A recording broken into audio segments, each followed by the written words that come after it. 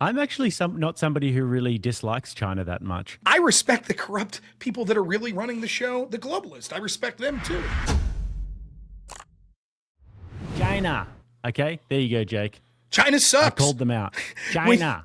they're as far as a country goes to the United States, China is our biggest geopolitical rival, undoubtedly worse than Russia by magnitudes. They suck, right? Like in almost every metric, they're terrible and antithetical to what the United States and the Western world should want. However, I would argue that the bigger threat to my life and to actual people in the Western world is the people that are actually really running the show in the Western world. The bureaucrats, they're unaccountable to people that are pushing all of this trans ideology that hate people like Jake and I that want to see us basically be replaced. That's a bigger threat to my way of life than China. But if you're just identifying a foreign country that's terrible, that would be our biggest geopolitical rival, yeah, it's China. I'm not going to go to bat for China. Screw China. I don't care. I actually have a slightly different opinion on this.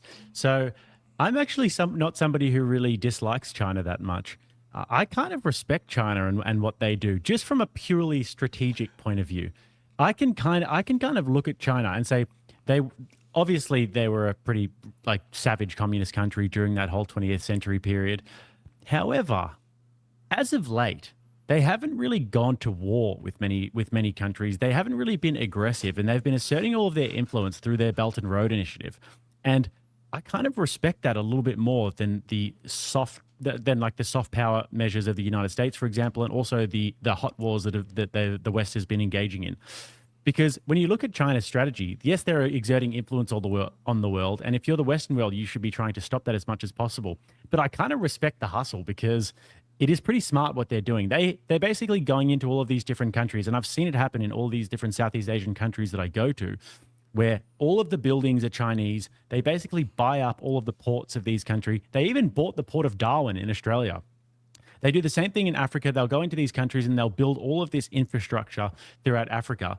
And then they pretty much own those governments. And if you think about it, if you're like an African government and you get some Chinese who come to you and say, listen, we're going to invest billions of dollars into your economy. We're going to build all of this infrastructure. But now we pretty much own you. If you're just trying to get elected, and if you're just trying to do what's right for your country, or I mean, what's perceived to be right for your country, you're going to be like, hey guys, look how good I am. Look at all these new train. Look at all these new train. Look at all this new train infrastructure. Look at all these new buildings. Look at all the things that I'm doing here. But you don't really say that China owns us now, but that's implied. So I can kind of respect the hustle of China, even though I do think that we should be trying to curb that influence. And that's why I like Trump's tariff policies, because it's not an aggressive act of war, but he's trying to curb their influence through economic means. Well, there's a bunch of things to say in this. First, China, like Trump agrees with you, and I do as well. Like Trump says this all the time about like Xi and Putin. He's like, hey, at least they're working for their country, right? Like that's better than leaders in our country. You could respect a government that says we will be ruthless in the name of our people, right? Like, okay. Yeah, I agree with you. I respect, in a weird way, I respect the corrupt people that are really running the show, the globalists. I respect them too, right? Like, because for me, it's like they think they're better than us. They think that they deserve this power, and they're taking it. And you have to. I respect them more than the people who lay down or bend over. Right. You know? And you have to respect, like, there's things that happen that just my jaw drops to the floor. Like the chutzpah that they had to be like, Biden doesn't have cognitive decline. Like, despite anyone taking a 30-second look and being able to see. And yet it largely worked. It worked for 4 years. And like, you have to be like, damn, that amount of propaganda is amazing. Like, it is honestly, like, if you just say, yeah, they're my enemy, right? But if I take a step back, I'm like, damn, I could only wish to be that influential. That is amazing. And in that sense, I agree with you about China, right? Also, another thing is, sounds the way you're describing China sounds an awful lot like the United States policy during the Cold War, right? That's what the U.S. was doing. We were like buying off politicians in certain countries, getting infrastructure built there to benefit U.S. corporations, and then basically exerting our soft power to make sure those leaders voted in ways that we wanted.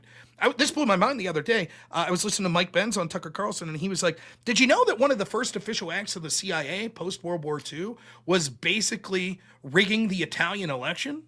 after Mussolini. And he was like, one of the ways they did it was they worked with unions and all sorts of groups in Italy. And one of the groups they worked with was La Cosa Nostra, the mafia. And that's one of the reasons that there was so lax of enforcement in the United States of the mafia. Because basically they helped us tremendously foreign policy wise with steering the government of Italy in a direction that we wanted post World War II.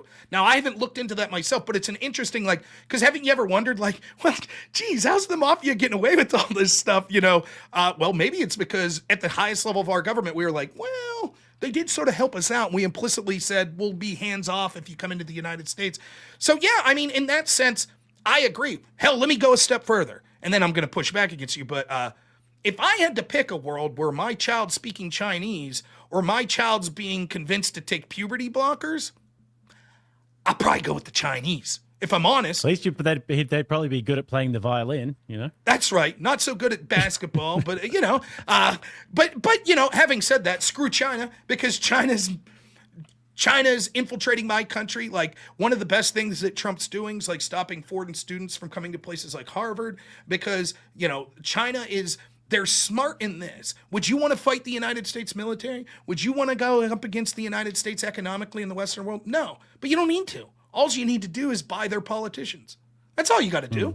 Or you just get Fang Fang out there to go and that's give right. Eric Swalwell the time of his life. Yeah, that's right. And which, to be honest, I was kind of surprised he's straight. So I guess at least he's got that going for him, But yeah, I mean, it's really an impressive strategy. It's like, one of the faults with the system as it's employed today in the Western world, Australia and the United States, all of these, is that we're easily exploitable by the fact that we rely on sort of this caste of people that are perpetual leaders, which was never the intention.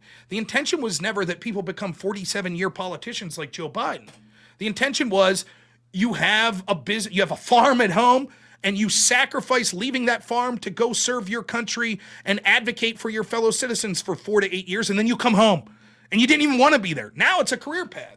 Now that's what you're going to do for life. Now it's Bernie Sanders. I've never had a job other than being involved in politics. And the same way it's true of all of these Western countries. So if you could get your tentacles in and having blackmail or having financial control over the people that are the movers and shakers that are shaping policy and not just policy, culture, right? Like, one of the things the United States does, and this is like one of the worst kept secrets, is the color revolutions that we engaged in. One of the first things we do is like get local people that are artists, musicians, painters, poets. We get them on our side to inspire the people to change the culture. You remember this band? I think I'll be okay to say this. There was a band called Pussy Riot. You remember this? And they were in Russia. No. Pussy Riot was this sort of feminist band, and they famously stood up to Putin, like in person, were like, LGBT rights, feminism, and just like screaming at them. There's credible evidence that they were working with the U.S. State Department. And like, when you think about it, it makes sense. There was, in Cuba, they weren't allowed to have Twitter, right? So the CIA created something called Zunzania, which is basically, whatever language it is, means hummingbird. Remember what Twitter's symbol was? The little bird? They just redid Twitter. And they said, the way they like marketed it in Cuba was, it's just about talking about musicians and the weather.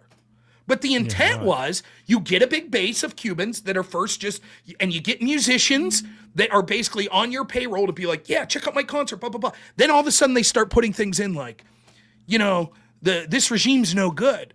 They're doing this. And the idea was that you influence culture that way.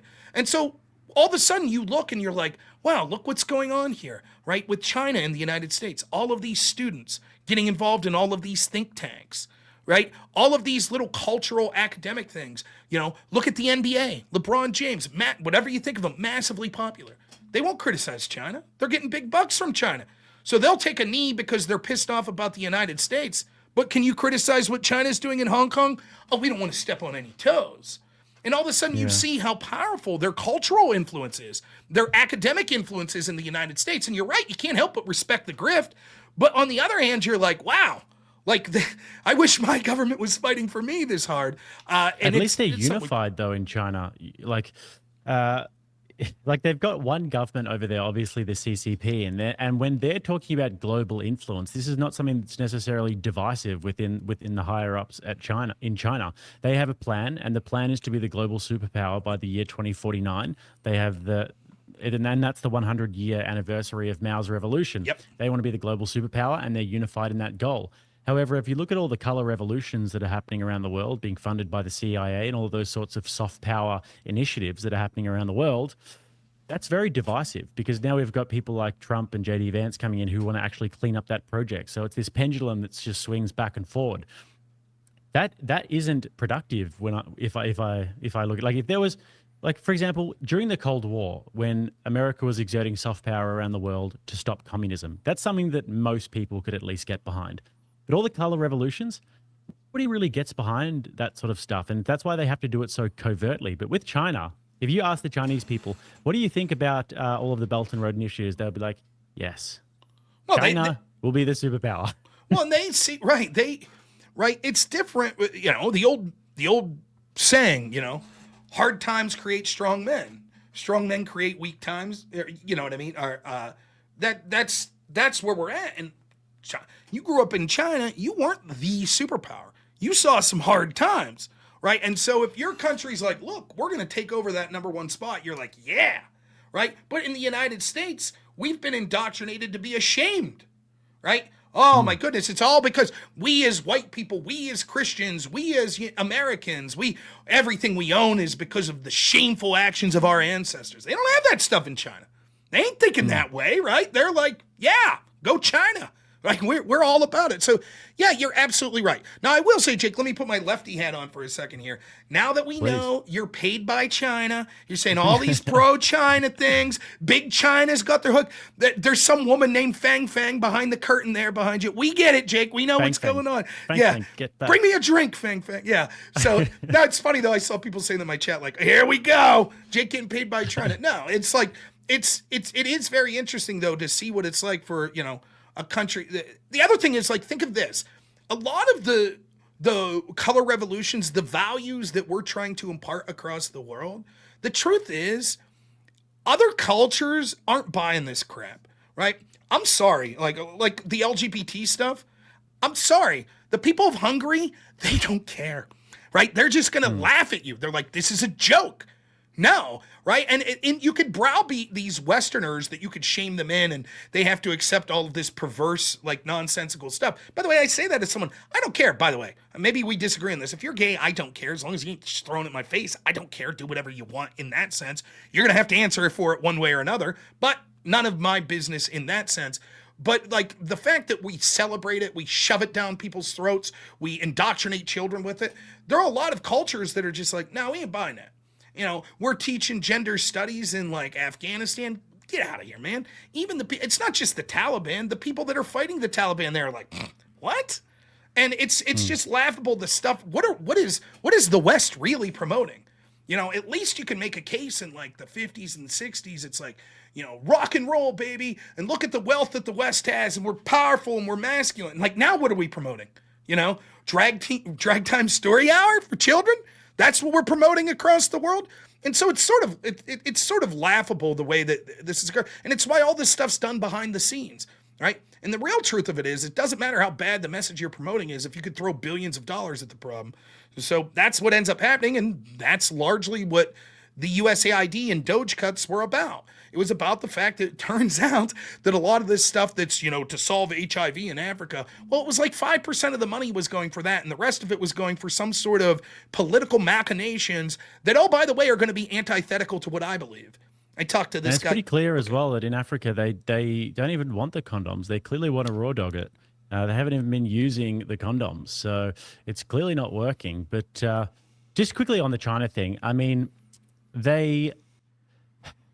I went to Taiwan last year, right? Because I wanted to sort of speak to the people in Taiwan just on the street about what they think about China. And one of the interesting things that I found was that actually a lot of the people in Taiwan, and this is how well China pay me, by the way, Rob. A lot of the people in Taiwan actually have a very, very close affinity with China. And it's always the young people. I spoke to a lot of people. I've got a video of it on my travel channel when I went and spoke to the people on the street in Taiwan. The younger people were all saying, yeah, F China, liberalism, whatever. But anybody over the age of like 40 that I spoke to, they're all like, they're like our brothers over there, like our brothers and sisters in China. Like, they actually happen to share a history of more than 2,000 years.